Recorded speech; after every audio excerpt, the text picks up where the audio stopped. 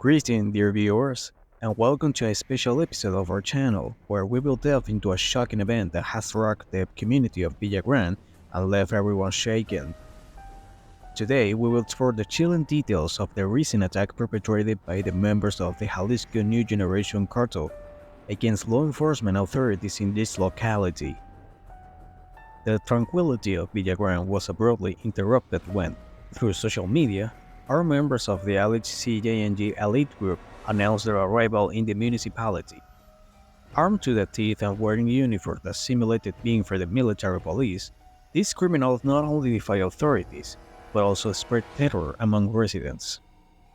How did we get to this point? What motivated these individuals to carry out such a bold and violent attack? These are crucial questions that we will attempt to answer throughout this video. The plot of these events seems straight out of a suspense movie, but unfortunately, it is the sad reality we face. The CJNG has repeatedly demonstrated its ability to challenge law enforcement and terrorize communities. On this occasion, their strategy of infiltrating by posing as military police reveals meticulous planning and ruthless determination. But why specifically did they choose to kidnap those four police officers? The answer to this question lies in the intricacies of organized crime and the struggle for territorial control.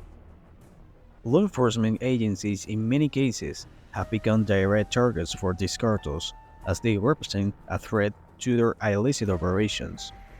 In this particular case, it is possible that the four abducted officials had sensitive information or posed an obstacle to the CJNG's interest in the region.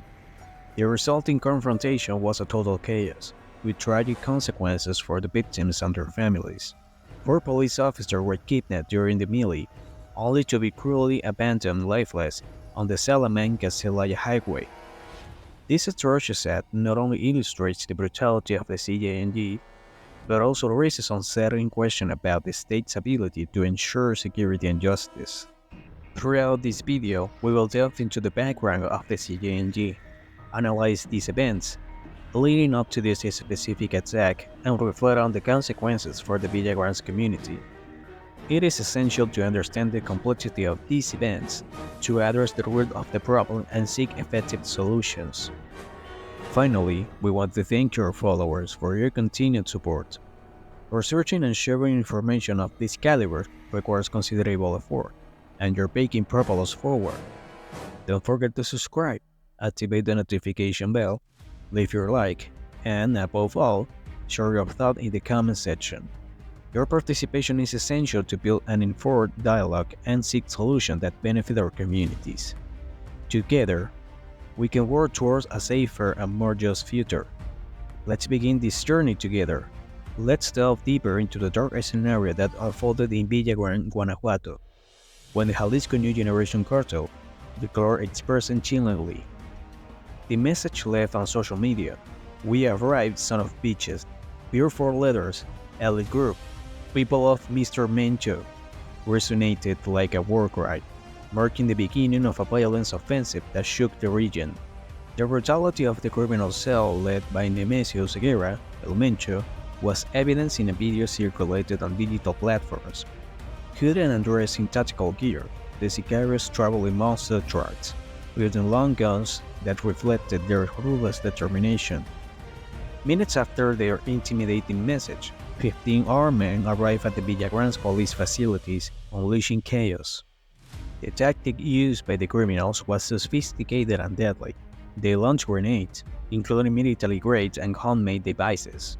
While opening fire on the building, 3 brave police officers, one of them a woman, attempted to resist, but they were executed in the process. Another officer was severely injured. Appeals for help to the state security forces and other agencies were not enough to stop the brutality, as the sicarios kidnapped 4 individuals, including a judge. In their escape, the criminals set fire to a truck on a bridge, blocking exits to the 16th Military Zone's facilities. The road to the municipality was littered with spike strips and at least 5 vehicles with damaged tires. In the community of Valtierrilla, Salamanca, a narco banner was found, presumably signed by the CJNG elite group, leaving a disturbing trace of their presence. Villagrán, with a population of 49,653 people, finds itself at the crossroads of dark interest. José Antonio Yepes, El Marro, leader of the Santa Rosa de Lima cartel, has his operations centered in this region. For him, Villagrán is strategic, with alleged alliances with security personnel and politicians, in addition to being located in the heart of the Huachico Triangle. The mayor of Villagrán has been accused of having connections with organized crime, and various bank accounts, including those of the city hall, has been frozen. These political contests and dark alliances add an intriguing nuance to the CJNG attack. Was this a calculated blow to Marro's territory?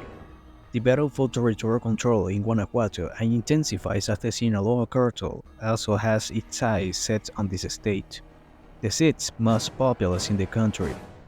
With numerous main highways crossing its territory, Guanajuato becomes a strategic point for drug trafficking, a coveted market for obtaining illegal rents and extortions. The question persists: how has Villagrán become the epicenter of this bloody power struggle between cartels? The answer leads us to a complex web of alliances, rivalries, and territorial disputes that transcend the boundaries of what the law can control. This narrative, beyond the brutality, demands that we reflect on the vulnerability of our communities to ruthless criminal forces. How long will these tragedies continue to occur? The answer lies not only in the action of authorities, but in collective commitment to building a safer future. The dark work spun by the Jalisco New Generation Cartel in Villagrán, Guanajuato, extends beyond the bloody attack on law enforcement authorities. In a macabre twist, the CJNG escalates violence to an even more shocking level by kidnapping 4 police officers and broadcasting their confession in a video that shakes the community's conscience. Following the devastating assault on the public security directorate in Villagrán, the CJNG not only sought chaos but also embarked on a brutal campaign of kidnapping and humiliation. Through social media, they disseminated a video showcasing the 4 officers they adopted after the initial attack, plunging the population into a state of continuous terror. The police officers who appeared in the disturbing footage were found dead on Friday on the Pan American Highway Salamanca-Celaya, a few kilometers from the site of the initial attack.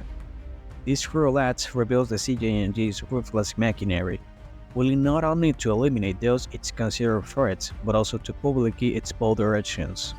The video, a graphic testimony of barbarism, features the kidnapped officers being interrogated about their alleged complicity with the Santa Rosa de Lima cartel, played by José Antonio Yepes, El Marro. The court's confessions, filled with anguish and fear, unveil a dark link between the police and the rival cartel. During the interrogation, the officers are forced to reveal the roles they played in the corporation and the services that, according to the CJNG, they provided to the leader of the Santa Rosa de Lima. The accusations go beyond mere membership in the police force. They imply active participation in illicit activities and the collection of goods for the rival cartel. The atmosphere of the video becomes even more sinister when one of the officers explains how, under the shadow of corruption, their tasks included collecting goods. These revelations not only expose the vulnerability of security institutions, but also reveal the infiltration of organized crimes into local government structures. The involvement of the Director of Public Security, Mauricio Osorio, adds an additional layer of complicity and corruption. According to the court's seated statements, Osorio works for the Santa Rosa de Lima cartel, raising disturbing questions about the integrity of law enforcement in the region. The impact of this cruel episode goes beyond the life loss and the coerced confessions. The population of Villagrán faces a terrifying reality: vulnerability to criminal forces that hesitate at nothing to dismantle the institutions meant to protect them. Sofia Hute, Security Commissioner in Guanajuato, confirms that the officers identified as Maria Guadalupe Lopez, Pedro Antonio Neri, Roberto Lopez, and Jose Juan de la Fuente were members of the Villagrán Municipal Police. The case is under investigation by the prosecutor's office, but the community is in a state of shock and fear. wondering how far the network of corruption and violence that surrounds them extends. This tragic episode demands reflection on the fragility of our institutions and the urgent need to address the deep roots of organized crime. As the community mourns the fallen and confronts the shroud of fear now darkening their lives, it is crucial to unite in the fight for real and sustainable change. Unbridled violence cannot dictate the course of our communities. The dark backdrop of tragedy in Villagrán, Guanajuato, has left an indelible mark on the community and has revealed the sinister shadow looming over the region. From the terrifying announcement by the Jalisco New Generation Cartel to the kidnapping and cruel execution of 4 police officers, the events that have shaken this municipality are more than a story of violence. They are an urgent call to action and reflection. The narrative of horror began with a chilling message from the CJNG, arrogantly announcing their arrival with violence. "We have arrived, son of your fucking mother." Pure 4 letters, elite group, people of Mr. Menchu. Those words echoed as a green omen of the horrors to come. The brutal raid on the Public Security Directorate, with hooded men and lethal weapons, marked the beginning of a charter of terror that still haunts the population. The kidnapping of the 4 police officers and even more terrifying twist in this dark plot illustrates the ruthless and strategic nature of the CJNG. These brave public servants, who attempted to resist the onslaught, were torn from their duties and plunged into the abyss of brutality. The video circulated on social media, wherein they are forced to confess alleged crime and complicity, is a graphic testimony to the vulnerability of local institutions in the face of criminal machinery. The involuntary protagonists of this horrific spectacle, Maria Guadalupe Lopez, Pedro Antonio Neri, Roberto Lopez, and Jose Juan de la Fuente, fell victim to an excessive violence that has shaken the community. In the cruel outcome of their lives, the citizens of Villagrán face a shocking reality: the tangled presence of corruption and organized crime within the security forces meant to protect them. The forced confessions in the video reveal a web of complicity that goes beyond mere membership in the police force. The officers point to the Director of Public Security, Mauricio Osorio, as an alleged accomplice of the Santa Rosa de Lima cartel, led by El Marro. The integrity of local institutions is compromised, and the community's trust in those who should protect them is shattered.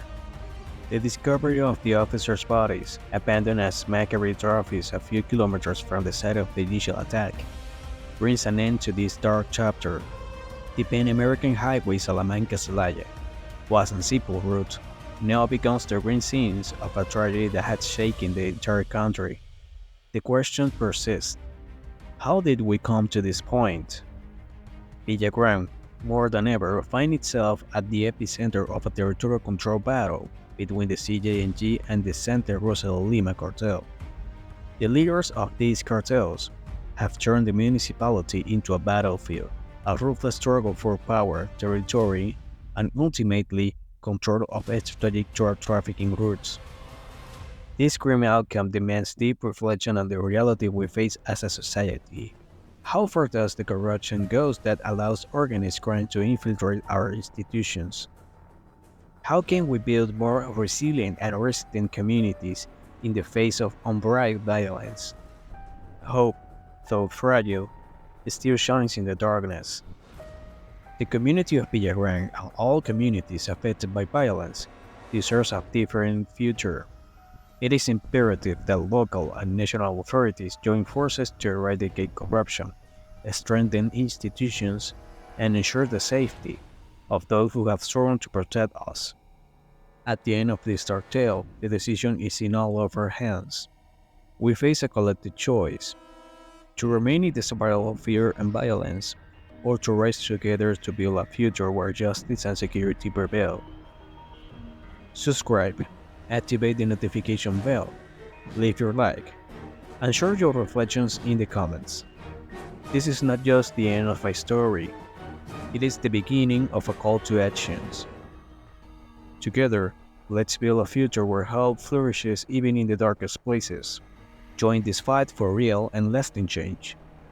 and help spread awareness of the reality plaguing our country.